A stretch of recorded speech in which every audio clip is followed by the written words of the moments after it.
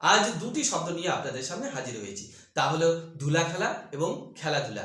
আমরা অনেক সময় মনে করি যে শব্দ দুটি বোধহয় একই অর্থ প্রকাশ করে, কিন্তু শব্দ দুটির অর্থ আলাদা রয়েছে। আমরা আজকে জেনে নেব যে শব্দ দুটির অর্থ কি। এই খেলাধুলা বা ধুলা খেলা শব্দে রয়েছে ধুলা শব্দটি।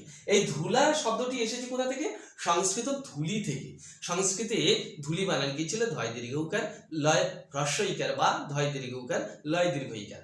তাই ধুলি যখন লিখব তখন ধয় দীর্ঘ উকার দেব, আর যখন ধুল ধুলা বা ধুলো লিখব তখন ধয়ে হ্রস্ব উকার দেব।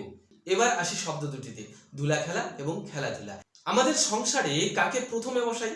যার গুরুত্ব বেশি। ঠিক তেমনই ভাবে এই শব্দ দুটিতেও যার গুরুত্ব বেশি তাকে প্রথমে বসিয়েছি। যখন খেলাতে ধুলাই প্রাধান্য পায়, অর্থাৎ ধুলা নিয়ে খেলা, অর্থাৎ ধুলা মাখামাখি যখন খেলছি, তখন তাকে বলা হচ্ছে ধুলা খেলা। তবে ধুলা নিয়ে মাখামাখি খেললেই কি ধুলা খেলা হবে? এই ধুলা খেলা শব্দটি কি আর কোথাও ব্যবহৃত হবে না? অবশ্যই হবে। কোথায় হবে? যখন আমরা কোনো বিষয়কে গুরুত্ব দেব না, তখন তা ধুলা খেলা হয়ে যাবে। অপরদিকে আসি খেলাধুলা শব্দটি।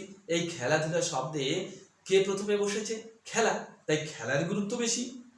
ছোটবেলায় ভাবতাম যে খেলতে খেলতে যদি ধুলা মাখামাখি হয়ে যায় তবেই খেলাধুলা হয়ে গেল, কিন্তু তা নয়।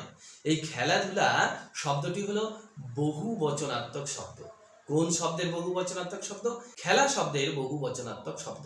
অর্থাৎ অনেকগুলো খেলা যখন একসঙ্গে বলা হয় তখন সেই শব্দকে বলি খেলাধুলা। তাহলে খেলাধুলা শব্দের অর্থ কি দাঁড়ালো?